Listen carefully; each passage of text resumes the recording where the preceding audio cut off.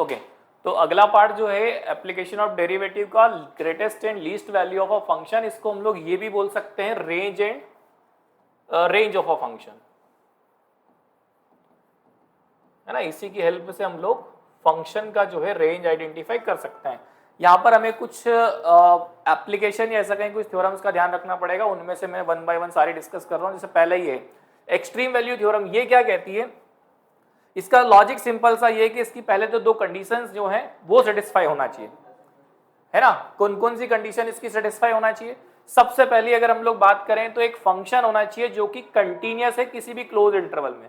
अभी जो डिस्कशन हम लोग कर रहे हैं क्लोज इंटरवल के बारे में कर रहे हैं, ओपन इंटरवल अभी हमने नहीं लिया है। तो क्लोज इंटरवल में सबसे पहले फंक्शन कैसा होना चाहिए? कंटिन्यूअस होना चाहिए।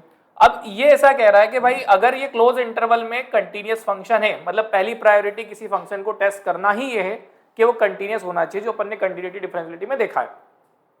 अब मैंने ऐसा कहा कि भाई f जो है किसी पर्टिकुलर वैल्यू पर छोटी वैल्यू को बताता है, जिसको मैंने स्मॉल m से डिनोट कर दिया, और एक मैंने बता दिया ग्रेटेस्ट वैल्यू को कैपिटल M से डिनोट कर दिया, है ना।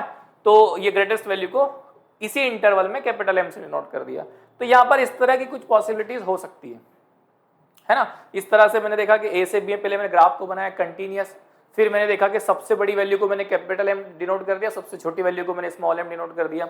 सिमिलर यहां पर देखा तो हमें एक एंड पॉइंट्स पर ही स्मॉल वैल्यू मिल गई, और एक जो है कोई और a और b के बीच पॉइंट लाई कर रहा है, वहां पर मैक्सिमम वैल्यू है। इसका उल्टा भी हो सकता है कि मे भी हो सकता है कि यहां पर कोई पर्टिकुलर पॉइंट पे मैक्सिमम मिल जाए और मिनिमम कहीं और बीच में मिल जाए।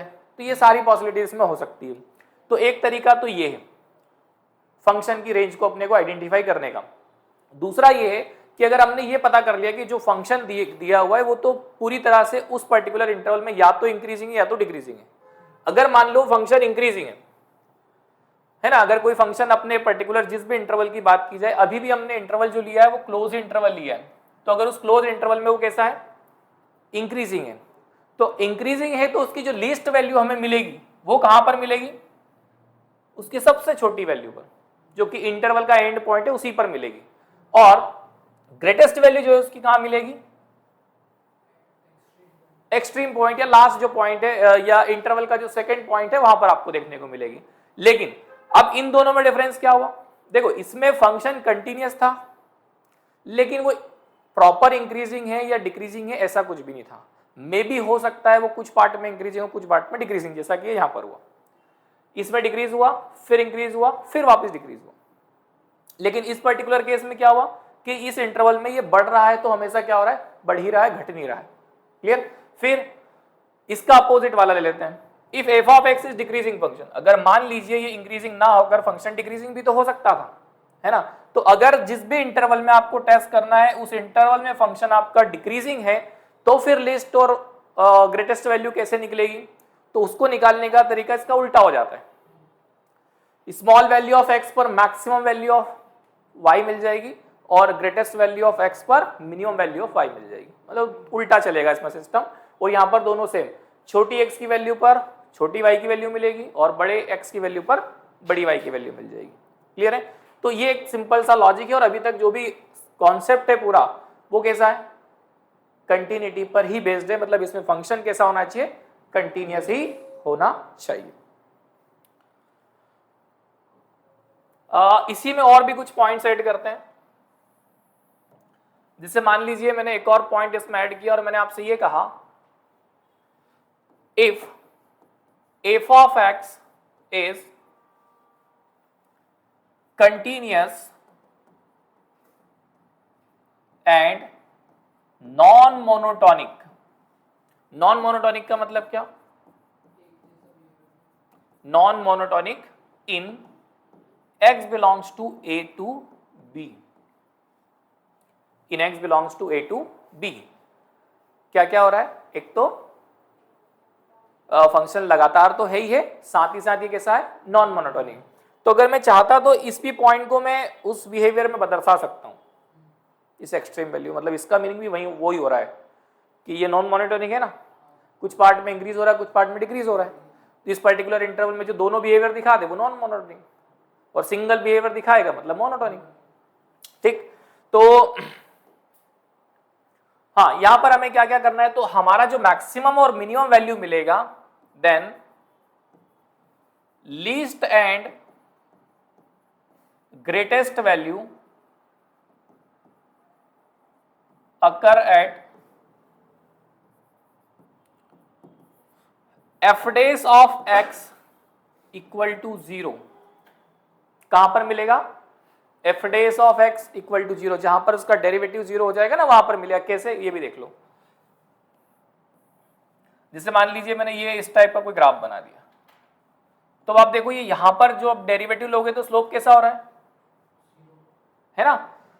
तो इस केस में अगर इस पर्टिकुलर फंक्शन की बात करता हूं मैं, तो ऐसा कह सकता हूं कि भाई x इक्वल टू सी पर इस फंक्शन का जो है मैक्सिमम वैल्यू मुझे दिख रहा है, और c वो पॉइंट है जहां पर इसका डेरिवेटिव जो है क्या हो रहा है, 0 हो रहा है। सही बात है क्या। इट इज नॉट नेसेसरी कि फंक्शन जो है नॉन मोनोटोनिक है तो वो कंटिन्यू मतलब इसी तरह से रहेगा। कभी कभी ये भी हो सकता है कि मान लीजिए ग्राफ में ऐसा ना बनाकर ऐसा बना सकता था, बट मैक्सिमा मिनिमा तो अभी भी है ना।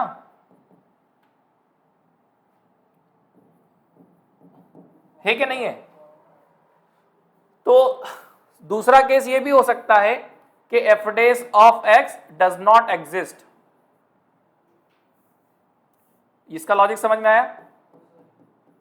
मतलब केवल जरूरी नहीं कि जहां पर डेरिवेटिव इक्वल टू 0 वहीं पर मैक्सिमम मिनिमम मिल सकता है, यह भी पॉसिबल है कि जहां पर डेरिवेटिव एग्जिस्ट ही ना हो वहां भी मैक्सिमा मिनिमा पॉसिबल है।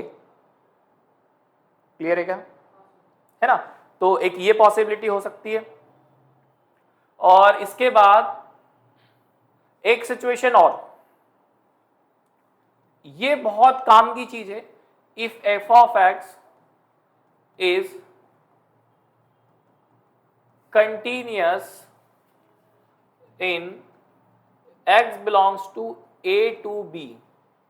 इस बात को बहुत अच्छे से समझना, ओपन इंटरवल हमेशा परेशान करता है, स्पेशली बोर्ड में स्पेशली सबसे कंफ्यूजिंग पार्ट है, जो बच्चा नॉर्मली इसमें गड़बड़ करता ही करता है। कैसे, ध्यान से सुनना। वहां पर क्या होता है ना, बहुत सारे डेरिवेटिव करा के क्रिटिकल पॉइंट्स या पॉइंट ऑफ इन्फ्लेक्शन निकाले जाते हैं, और उसके बाद उनकी वैल्यूज पुट करके फिर आपसे बोला जाता है कि इसमें सबसे बड़ी वैल्यू को बोल देना मैक्सिमम, सबसे छोटी वैल्यू को बोल देना मिनिमम। लेकिन वो क्लोज इंटरवल में तो आसान होता है, लेकिन जब ओपन इंटरवल की बात होती है तो ओपन इंटरवल में वहां पे परेशानी ये होती है कि अगर एंड पॉइंट पे कोई मैक्सिमम मिनिमम मिल रहा है तो उस वैल्यू को हम एग्जिस्ट ही नहीं बोलते हैं। अब ये आपको बात ही समझ नहीं आएगी मैंने क्या बोला है अभी। जब इसको मैं ग्राफिकल बताऊंगा तब आपको बात समझ में आएगी एक्चुअल में होगा क्या। पर पहले तो मैंने समस्या आपके सामने रखी कि ये समस्या आपको देखने को मिलेगी और ये परेशान करेगी बार बार। तो ओपन इंटरवल को बहुत ही ध्यान से समझने की जरूरत है, अदरवाइज ये आपको उलझा देगा और आप जो है आंसर गलत करके आओगे। बोर्ड के लिए तो बड़ी काम की चीज है, और बोर्ड के लिए तो यहां तो होगी ही होगी। हाँ देखो, अब इसमें मैं ये कह रहा हूं आपसे कि मैं 3 से 4 पॉसिबिलिटी आपको बना के बताता हूं, ग्राफ के थ्रू बना के बताऊंगा। मैथमेटिकल तो फिर हम निकाल ही लेंगे, ग्राफ से आपको समझ में अच्छा आएगा। सबसे पहली पॉसिबिलिटी, मैंने एक फंक्शन लिया है एफ ऑफ एक्स, और इस फंक्शन की बात मैं कर रहा हूं ए से बी में, ठीक है। और ये मैंने ऐसा कोई ग्राफ बना दिया,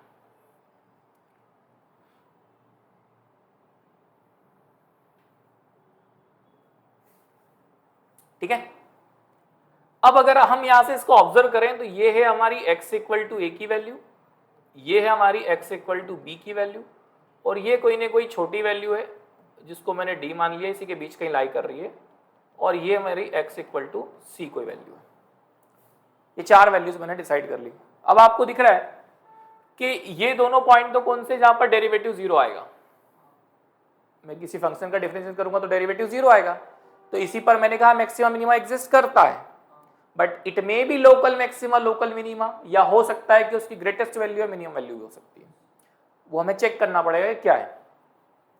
अब इस ग्राफ से अगर आप ऑब्जर्व कर रहे हैं तो इस फंक्शन का सबसे छोटा वैल्यू कहां दिख रहा है आपको, ए पर ही दिख रहा है। ये थोड़ा सा ऊपर है, या तो मैं स्पेशली मेरे को 4 बनाना इसलिए मैंने एक ही थोड़ा छोटा बनाया उसको। तो किस पर दिख रहा है सबसे छोटी वैल्यू, ए पर। सबसे बड़ी वैल्यू किस पर दिख रही है, सी पर, है ना। ये बात करेक्ट है? तो आप क्या कहेंगे कि इस फंक्शन का जो वैल्यू है वो क्या है, या मिनिमम वैल्यू है, मैक्सिमम वैल्यू, या रेंज क्या है इस फंक्शन की? तो आप कहोगे कि भैया इसकी जो रेंज है ना वो m से लेके m तक है, स्मॉल m से लेके कैपिटल M तक। स्मॉल m को मैंने बोला छोटी वैल्यू और कैपिटल को बोला बड़ी वैल्यू, है ना, ऐसा कुछ। लेकिन मैं आपको यहां पर यह चीज क्लियर कर दूं कि अगर एंड पॉइंट पर कोई भी मैक्सिमा या मिनिमा आपको मिल रहा है तो उसको बोला जाता है does not exist, open interval के केस में। मतलब अगर आपसे कोई यहां पूछ ले ना इसकी मिनिमम वैल्यू क्या है, बोले नहीं पता, क्योंकि वो एग्जैक्ट एफ ऑफ ए नहीं है। बात समझ में आ रही है? तो फिर वो एग्जैक्ट एफ ऑफ ए की वैल्यू भी नहीं होगी। सुनना ध्यान से, ये जो वैल्यू मिली ये कौन सी है, ए से ज्यादा पर मिल रहा है फंक्शन, एग्जैक्ट ए पर फंक्शन नहीं। आपने यहां पर एग्जैक्ट ए पुट किया तो स्मॉल एम मिला, तो स्मॉल एम एग्जैक्ट ए ही नहीं था हमारे पास, तो स्मॉल एम भी परफेक्ट तो होगा नहीं, वो भी तो ओपन ही होगा ना। मतलब जैसे 2 आ गया तो वो एग्जैक्ट 2 तो होगा नहीं।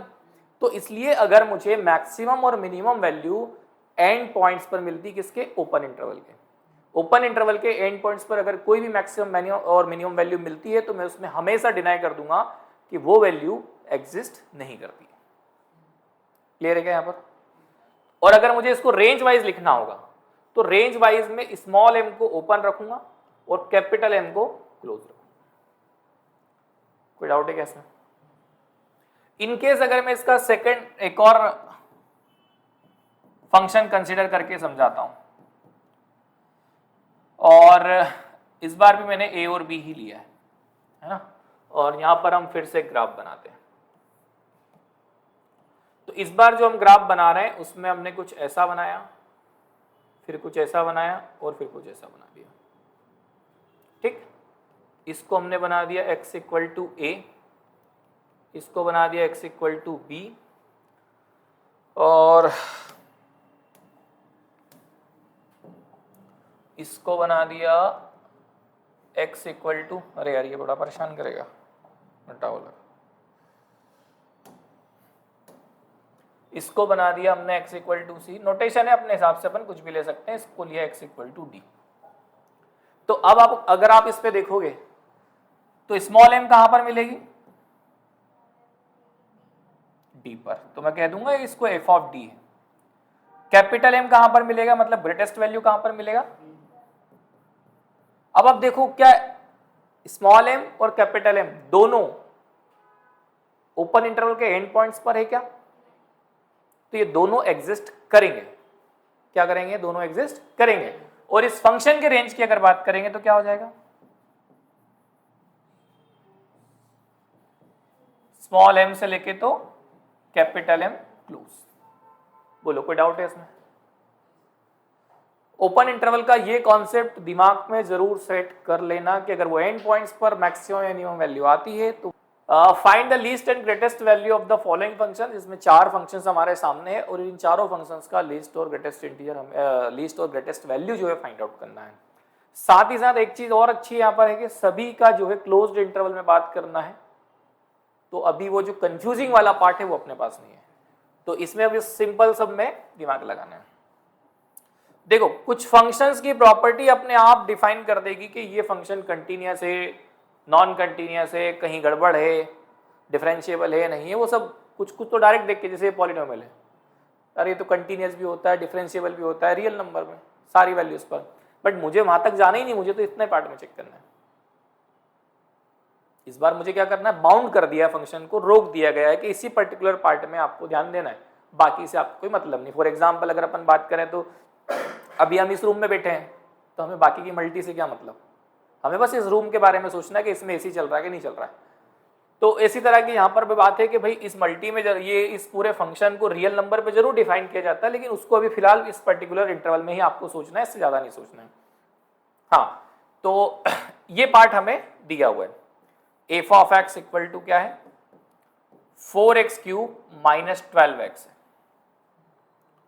है ना। तो अब मुझे करना है क्या है, कंटिन्यूअस तो ये फंक्शन है, अब मुझे ये पता करना है कि ये मोनोटोनिक है, नॉन मोनोटोनिक है, इंक्रीजिंग है, डिक्रीजिंग है, इस तरह की बातें मुझे इससे पता करना है। तो इंक्रीजिंग डिक्रीजिंग कैसे चेक करना है, हमने पढ़ा हुआ है प्रीवियस में, केवल डेरिवेटिव करना है। तो मैं इसको डिफरेंशिएट कर देता हूं और ये आ जाएगा मेरा F dash of X equal to what, 12x minus 12। ठीक, अब मैं इसको चेक करता हूं। हाँ सॉरी 12x स्क्वायर, सॉरी, है ना। मैं इसको इंक्रीजिंग के लिए मान लो चेक करता हूं, तो इंक्रीजिंग के लिए चेक करूंगा तो मेरा एफ डेस ऑफ एक्स कैसा होना चाहिए, इसका मतलब ये हो गया कि 12 कॉमन ले लो तो एक्स स्क्वायर माइनस 1, या x माइनस 1 एक्स प्लस 1 भी लिख लें इसको। ठीक, और अगर इसको ऐसा लिख लिया तो फिर नंबर लाइन पे बनाने में भी कोई प्रॉब्लम नहीं है। ये x इक्वल टू माइनस 1 यहां पर डिफाइन कर दिया, x इक्वल टू 1 डिफाइन कर दिया, ये पॉजिटिव नेगेटिव, ये वे भी करोगे अपना लॉजिक, but we are interested in what, positive part, तो ये यहां से यहां तक का आंसर है। अब देखो इंक्रीजिंग कहां से कहां तक है, तो बोले ये इंक्रीजिंग है, x belongs to minus infinity से लेके माइनस 1 तक, यूनियन 1 से लेके, क्लियर है क्या चीज। बट मुझे कहां से कहां तक टेस्ट करना है ना। तो अब आप देखो इसमें कुछ पार्ट तो ये आ रहा है और कुछ पार्ट ये आ रहा है, मतलब 2 तो यहां तक, 3 यहां तक आ जाएगा ना कहीं ना कहीं, माइनस 1 से 3 तक अगर जाऊंगा तो मैं x इक्वल टू 3 तो यहां कहीं आ जाएगा। मतलब कुछ पार्ट में क्या आ रहा है, कुछ में नेगेटिव और कुछ में पॉजिटिव, मतलब ये एक तरह का बिहेवियर तो नहीं दिखा रहा। अगर एक तरह का बिहेवियर नहीं दिखा रहा मतलब ना तो इंक्रीजिंग है ना डिक्रीजिंग है, दोनों है तो ये मोनोटोनिक, नॉन मोनोटोनिक फंक्शन है। और नॉन मोनोटोनिक अगर ये फंक्शन है तो फिर कहां पर इसका वो मिलेगा अपने को, ग्रेटेस्ट और लीस्ट वैल्यू, जहां पर इसकी क्रिटिकल वैल्यूज मिलेगी। क्रिटिकल वैल्यूज का मतलब होता है कि जहां पर डेरिवेटिव जीरो कर देंगे, तो डेरिवेटिव जीरो करेंगे मतलब 12x square minus 12 equal to 0, it means what, x equal to plus minus 1। अब मेरे पास टोटल कितनी वैल्यू हो गई, 2, तो मैं इनको चेक करूंगा और एक ही। अब एक और इसमें यह चीज ये हो गई कि एक तो कॉमन ही वैल्यू मिल गई, माइनस 1 कॉमन हो गया, तो मैं चेक करूंगा एक तो x इक्वल टू माइनस 1 पे पहले फंक्शन को चेक करूंगा, एफ ऑफ माइनस 1 कितना आ गया, तो बोले माइनस 1 जीरो कहां से हो जाएगा यहाँ पे,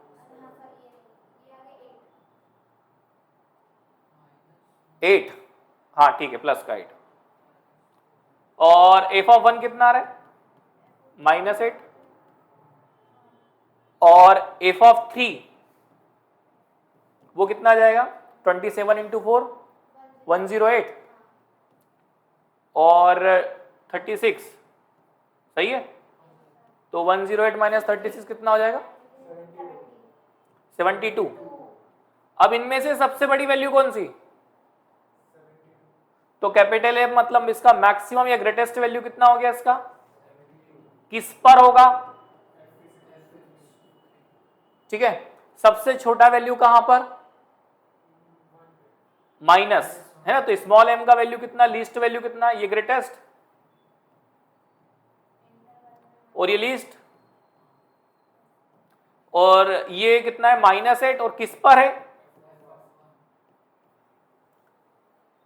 ठीक है। तो इसका ग्राफ कुछ ऐसा रहा होगा कि कहां पर इसने मैक्सिमम बोला है 3 पर, तो ये 3 पर ऐसा कुछ बना होगा, और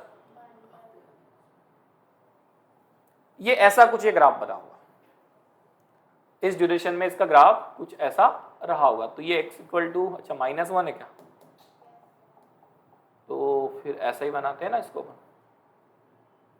ये ऐसा कुछ रहा होगा, फिर भी नेगेटिव जा रहा है, तो बहुत सारी चीजें सोचना है। नेगेटिव भी आ रहा है ना -8 नीचे, तो बहुत सारी चीजें सोचना पड़ेगी। देखो x इक्वल टू -1 पर कितना है, प्लस का 8 है, तो प्लस का 8 ऊपर ही जाएगा, और x इक्वल टू 1 मतलब ये यहां मैंने कहीं मान लिया, तो 1 -8 बन गया, नीचे नेगेटिव है, अब थोड़ा बहुत ऊपर नीचे तो चलेगा। फिर उसके बाद x इक्वल टू, इससे एक बात और आपको पता चल गई कि अगर और भी कुछ ढूंढना हो तो ये और पता चल गया यहां से कि इसके बीच -1 से 1 के बीच इसके 2 रूट है। इस ग्राफ के कितने रूट मिलेंगे? ये सामने दिख रहे हैं अपने को। और ऑब्वियसली बात है, एक 0 से -1 के बीच में होगा और एक 0 से 3 के बीच होगा, क्योंकि वो भी सारा ग्राफ का जितना डेटा मिला है उससे पता है। और इसी सारे डेटा को कलेक्ट करके ग्राफ ड्रॉ करना सीखा जाता है। जैसे मैंने पहले इसको ऐसे ही बना दिया था, फिर मैं इधर लाया, फिर मैंने और सोचा, फिर मैं उसको नीचे लेके गया। तो ऐसे धीरे धीरे करके चीजों को ऐड कर करके ही आप किसी भी फंक्शन का ग्राफ बना सकते हो, और ग्राफ बनने के बाद मैथ्स आसान हो जाता है। ये देखना आप ऑब्जर्व करके, कभी कभी क्या है ना, प्रॉब्लम बहुत लेंदी लगता है लेकिन होता नहीं है, बड़ी आसानी से निपट जाता है अगर ग्राफ आता है तो। चलो ठीक है, तो इसका ये मैक्सिमम और मिनिमम वैल्यू पता चल गया। और यही इसका क्या है, रेंज, क्योंकि फंक्शन कैसा है, कंटिन्यूअस है। अगर फंक्शन कंटिन्यूअस है तो इनकी मैक्सिमम और मिनिमम वैल्यू के बीच में ही इसका रेंज होता है। सेकंड वाला पार्ट क्या कह रहा है, तो डेरिवेटिव करें, फिर से वापस वही चीज चेक करते हैं। F dash of X minus sine 3x 3 plus sine 15, sorry sine x 15 और 8 तो क्या हो गया 0, 8 क्या हो गया 0। अब क्या कोई बता सकता है कि इसका क्या कहानी होगी, कैसे सॉल्व करें? सर एक एंगल तो ये है, दूसरा एंगल ऐसा है, तो पहले इसमें साइन 3 थीटा का फॉर्मूला लगाओ, ऐसा कुछ? ऑब्वियसली बात है, सबसे पहले ट्रिग्नोमेट्रिक इक्वेशन को संभालने के लिए पहली जरूरत ये है कि एंगल सेम होना चाहिए, दूसरी जरूरत है कि ट्रिग्नोमेट्रिक रेशियो सेम कर लें, तो हम उस इक्वेशन को बड़ी आसानी से डील कर सकते हैं, है ना। क्या क्या काम कर लें, एक तो एंगल सेम कर लें और दूसरा रेशियो सेम कर लें, फिर तो ऐड सब्ट्रैक्ट और क्वाड्रेटिक इस टाइप से बन जाएगा। तो क्या हमें वो करना चाहिए या कुछ और भी दिख रहा है?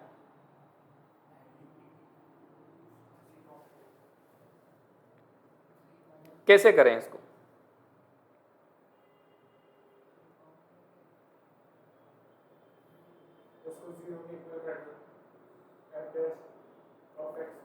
हाँ हाँ हाँ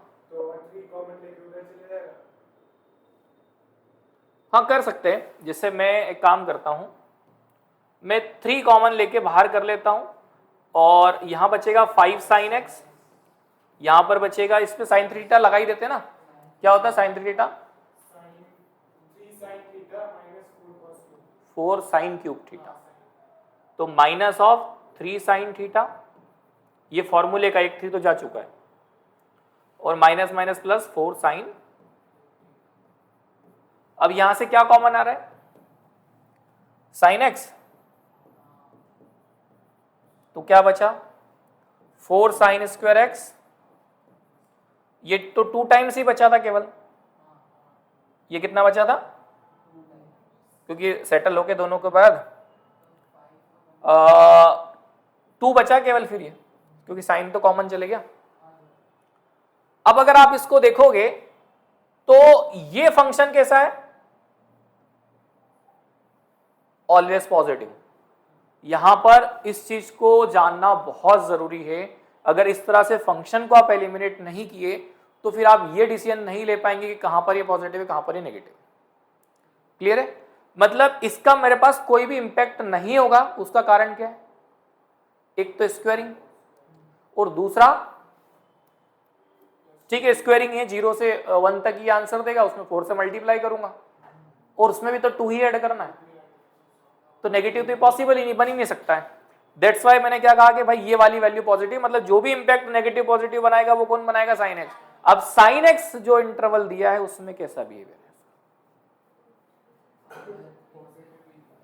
है ना, इसका कहां से कहां तक कैसा बिहेवियर है, तो अच्छा पॉजिटिव भी है और नेगेटिव भी है। अच्छा π/3 आ गया बीच में ना, ठीक। तो बस मैं पहले तो डेरिवेटिव को 0 मान लेता हूं, कहां पर हो रहा है, जहां पर साइन 0 होगा। बोले साइन 0 कहाँ पर होगा? तो ऑड मल्टीपल, सॉरी एन पाई पर, एन पाई, सॉरी एन पाई, तो x मस्ट बी एन पाई।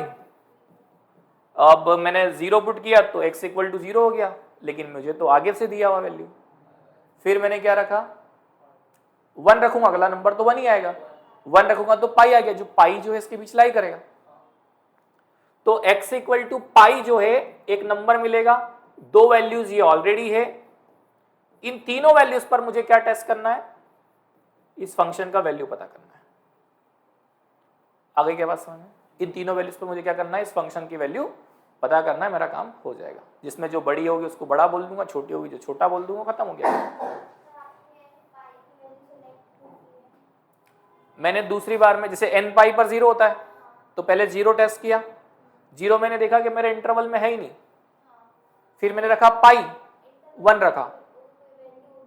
मैंने क्या कहा, इसी कमरे की बात करना है अभी, मतलब इसी इंटरवल की बात करना है, मल्टी से मतलब नहीं अपने को भी। तो π/3 से लेके 3π/2 के बीच की कहानी में पाई आता है ना, इसीलिए मैंने पाई को सिलेक्ट किया। अगर मान लो अब मैं 2 रख देता हूं, अगला पॉइंट है ना, n पाई में हम n को इंटीजर रखते हैं ना, तो 2 रखा तो मैंने 2 पाई चले जाएगा, तो फिर इससे बाहर हो जाएगा वो। इसलिए मैंने कौन सा नंबर सिलेक्ट किया, केवल एक। उसी पर ये नेगेटिव पॉजिटिव होगा ना कि नहीं, उसी पर ये नेगेटिव उसे पॉजिटिव, पॉजिटिव से नेगेटिव जाएगा। तो इसलिए मैंने ये क्रिटिकल पॉइंट अपना एज्यूम कर लिया है। अब मुझे 3 वैल्यूज है, इन तीनों पर इस फंक्शन की वैल्यू निकालूंगा और मेरा काम खत्म हो जाएगा।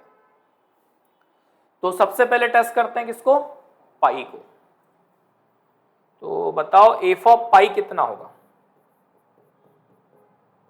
एफ ऑफ पाई मतलब सब जगह पाई पुट करना है, तो कॉस पाई कितना होगा, नहीं कॉस ऑड पाई, ये भी ध्यान रखो,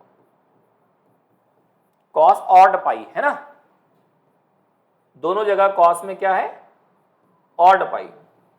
तो ऑड पाई पे कॉस क्या देता है, -1, और इवन पाई पे कॉस क्या देता है, +1। तो ये माइनस, ये माइनस, ये माइनस होने की जगह से माइनस माइनस प्लस, 15 + 8 23, 23 -1 22। सही कहा क्या, कैलकुलेशन आप चेक कर सकते हैं एक बार, हो सकता है गड़बड़ हो जाए। फिर अगली वैल्यू कौन सी है, π/3। तो π/3 पुट करो,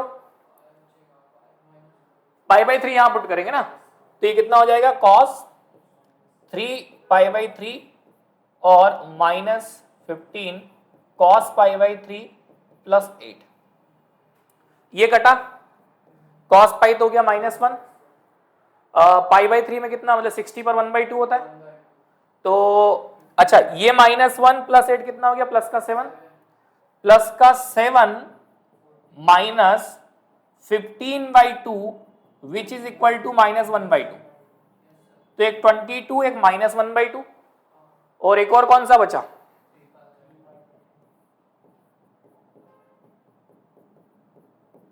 है ना, अगला कितना है, 3π/2।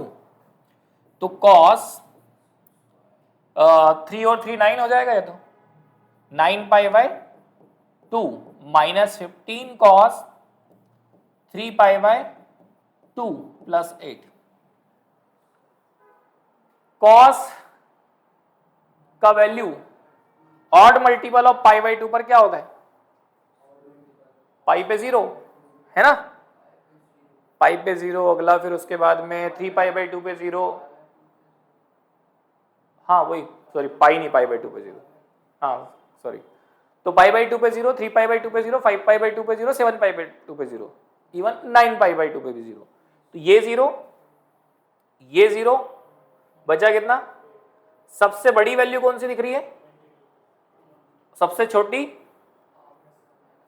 तो मैक्सिमम वैल्यू, ग्रेटेस्ट वैल्यू जिसको आप कहेंगे, वो कितनी है, 22। किस पर है, पाई पर। लीस्ट वैल्यू किस पर है, -1/2 है, और वैल्यू मतलब किस x की वैल्यू पर है, बताओ, इसमें कोई डाउट है क्या। रेंज इस फंक्शन का क्या होगा, फंक्शन कंटीन्यूअस है, तो रेंज हो जाएगा इसका π/3 से लेकर तो नहीं सॉरी -1/2 से लेके 22। क्लोज रहेगा या ओपन रहेगा? कंटिन्यूअस है तो क्लोज है, दूसरी बात ब्रैकेट भी क्लोज दिया है, तो कैसा रखेंगे? क्लोज। ये हो गया इसका रेंज।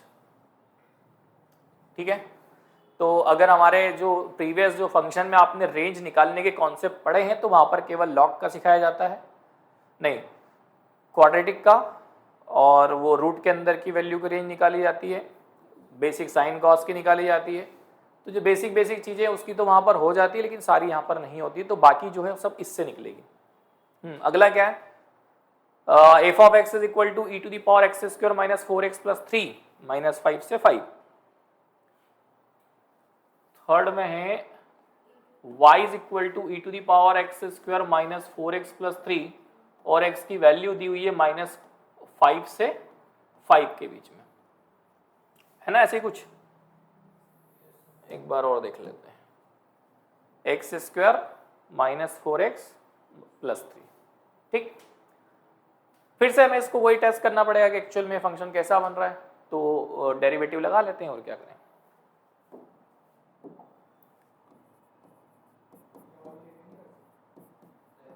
लॉग से क्या फायदा मिलेगा अपने को?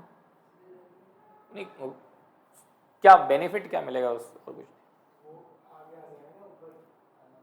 डेरिवेटिव तो फिर भी करना पड़ेगा ना उसको। और लॉग कहाँ लेना है? ये क्या है?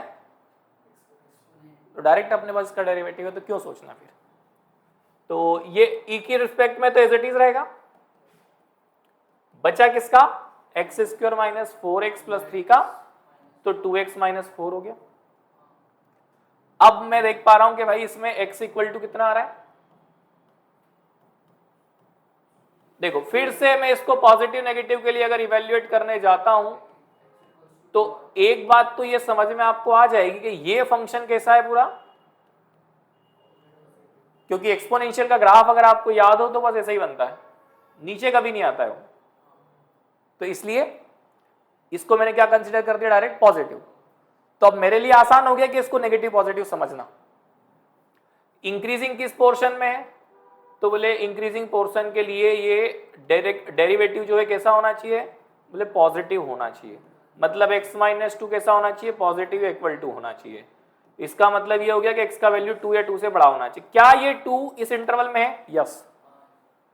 तो ये अगर इस इंटरवल में है तो ये कुछ पार्ट में इंक्रीजिंग होगा, कुछ पार्ट में डिक्रीजिंग होगा। और अगर ये दोनों हो रहा है तो एंड पॉइंट्स पर मैक्सिमम मिनिमम नहीं मिलेगा, बीच में भी कहीं एक कोई ना कोई मैक्सिमम होगी या तो मिनिमम वैल्यू होगी, वो मिलेगी। हाँ, तो पॉइंट कितने मिल गए मेरे पास? x equal to 2, x equal to -5 और x equal to 5। So at x equal to 2 कितना बन रहा है? e to the power 4 minus 8 plus 3 7 e to the power -1। f of -5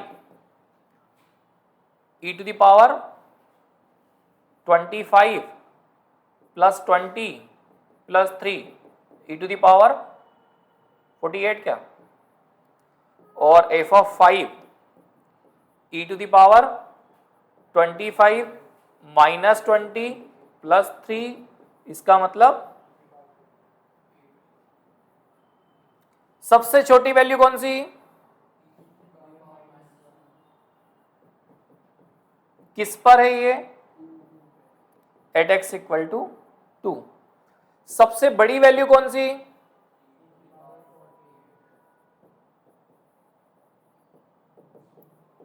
किस पर है ये? तो रेंज क्या हो गई फंक्शन की?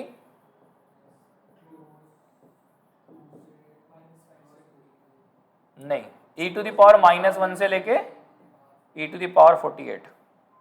रेंज मतलब जो अपन वैल्यूज निकाल के ला रहे हैं वो रखना है, और डोमेन मतलब वो x की वैल्यू जो हमने किस पर निकाला है वो। क्लियर है क्या चीज? ठीक है।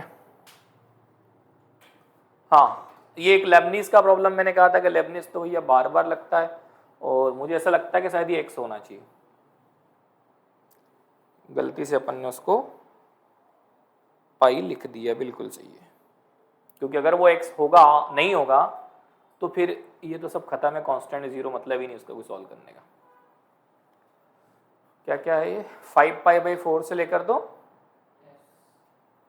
और sin t cos t। हाँ, फोर्थ में हमारे पास फंक्शन है f of x equal to 5π/4 से लेके x क्या था 3, हाँ प्लस है कि माइनस है, चेक कर लेते हैं, कोई दिक्कत नहीं है ना। और 5π/4 से लेके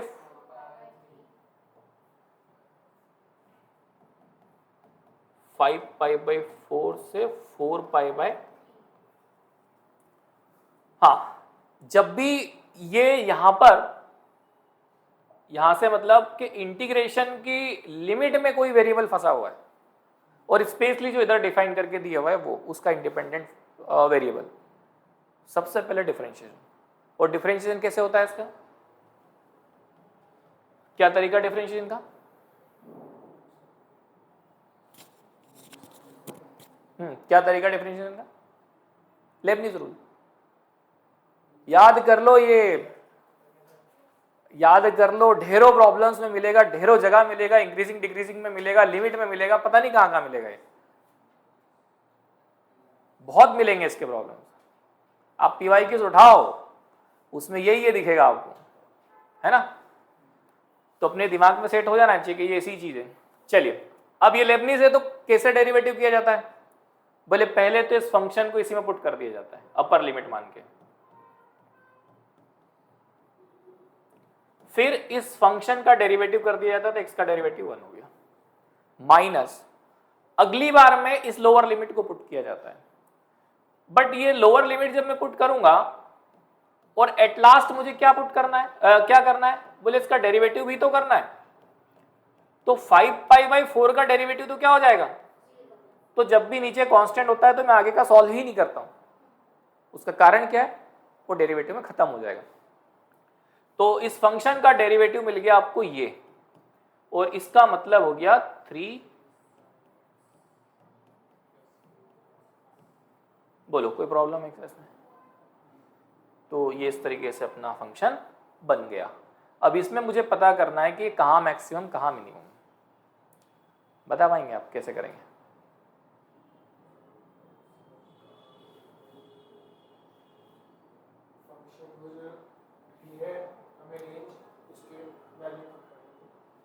नहीं मतलब इसको एक जगह पर मुझे जीरो लेकर भी कुछ समझना पड़ेगा ना कि कहाँ लूँ मैं इसको जीरो, कहाँ मान के चलूँ इसको जीरो, कैसे करेंगे। तो एफ डेस ऑफ एक्स मतलब 3 sin x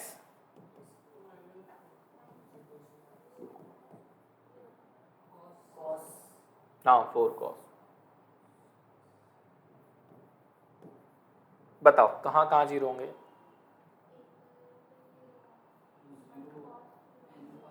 देखो अलग अलग तरीके के पॉसिबिलिटीज की हो सकती है, मैं बताता हूँ क्या क्या। मैं इसको इधर ले आता हूँ, इसको इधर ले आता हूँ, तो मैं इसको लिख सकता हूँ 10x, 10x इक्वल टू -4/3, लेकिन अब मुझे नहीं पता कि 10x का वैल्यू -4/3 मेरे स्टैंडर्ड एंगल्स में तो नहीं है, ठीक। फिर क्या करें, फिर उलझ गए अपन। तो अब हम क्या करेंगे, हम पहले 10 का ग्राफ बनाते हैं। और कहां तक बनाते हैं, 4π/3, इसका मतलब क्या हो 240, मतलब 270 तक का ग्राफ अपन इसका बना लेते हैं, सही है। तो ये मैंने बना दी 90 की लाइन, और उसके बाद मैंने बना दिया 270 का डायरेक्ट, ठीक।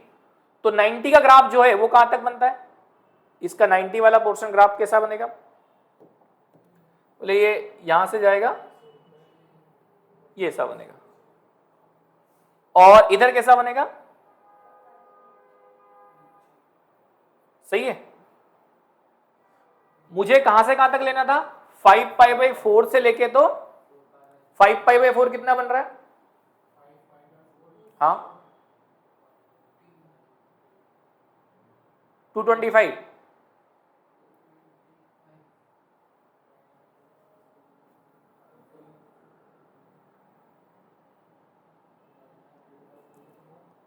हाँ 225 ही तो बन रहा है ना, 225 सही है।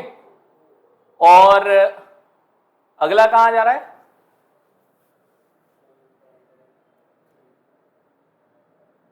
अगला क्या जा रहा है 4π/3, मतलब वो तो क्या हो गया 240 है ना, 240 हो ना।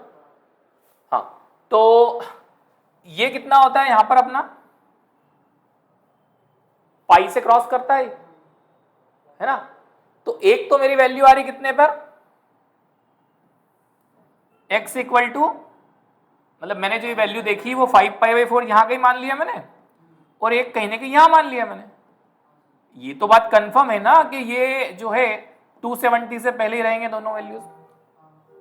ऑब्वियसली बात है 180 को भी क्रॉस कर चुके हैं, तो बस ये इतना सा इंटरवल बचा इनके लिए। क्लियर है जी। क्या इस पार्ट में नेगेटिव दिख रहा है क्या,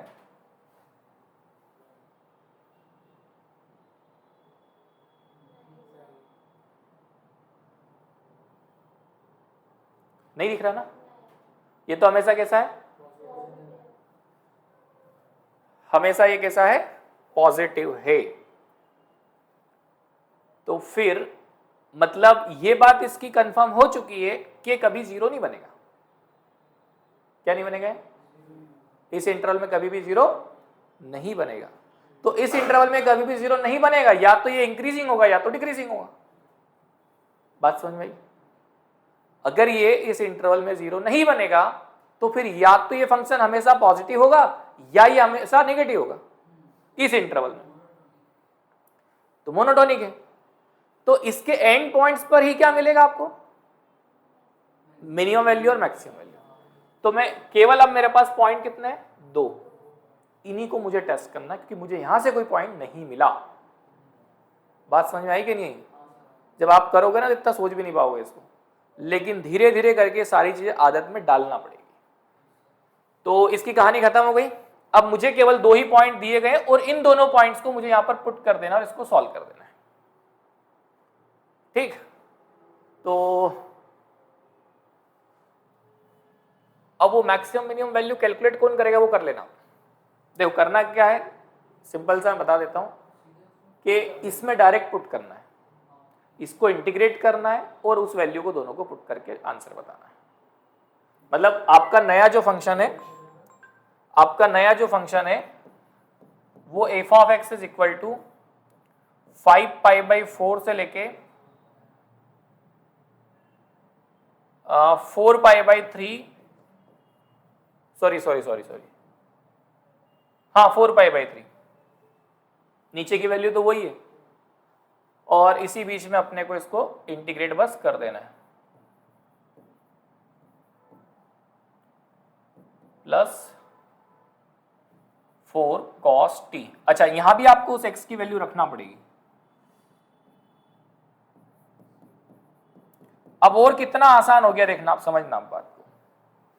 एक तो मैं इस वैल्यू पर टेस्ट करूंगा और एक किस पे करूंगा, 5π/4 पे। तो 5π/4 की वैल्यू तो डायरेक्ट पता चल गई कि जब इंटीग्रेशन की लिमिट अगर सेम हो तो यहां कुछ भी दिया हो आंसर कितना हो जाता है, तो एक आंसर तो डायरेक्ट मिल गया। अब हो सकता है कभी कभी ऑप्शन में ही ऐसी चीज चले जाए या मिल जाए कि इसको आगे करने की जरूरत ना पड़े आपको। हाँ तो ऐसे हम इसको इंटीग्रेट करके अगली वैल्यू निकाल लेंगे। अगर मान लो वो 0 से बड़ी आई क्या, तो सॉल्व करेंगे ना इसको, अब इंटीग्रेट। हाँ सॉल्व करना है ना वो तो, पर मतलब हम ऐसा सोच के कर सकते हैं कि अगर ऑप्शन में कुछ चीजें दी हुई हैं और वहां से अपन उसको क्लिक कर रहे हैं तो फिर उसको सॉल्व ही मत करो आप। बट अगर नहीं है तो फिर तो करना ही पड़ेगा ना, सिंपल। अब इंटीग्रेशन ही है, कुछ है नहीं उसमें ज्यादा कुछ। बट हाँ लिमिट वगैरह सारी चीजें पुट करना है, टाइम तो लगेगा। कोई डाउट है इसमें। ट्रिग्नोमेट्री वाले प्रॉब्लम ज्यादा परेशान करेंगे क्योंकि इसके इंटरवल सर्च करना पड़ते हैं, ढूंढना पड़ते हैं। तो इसमें ट्रिग्नोमेट्री सबसे बड़ी परेशानी, ये ध्यान रख लेना, इस पे अपने को काम करना है क्योंकि ये सारी चीजें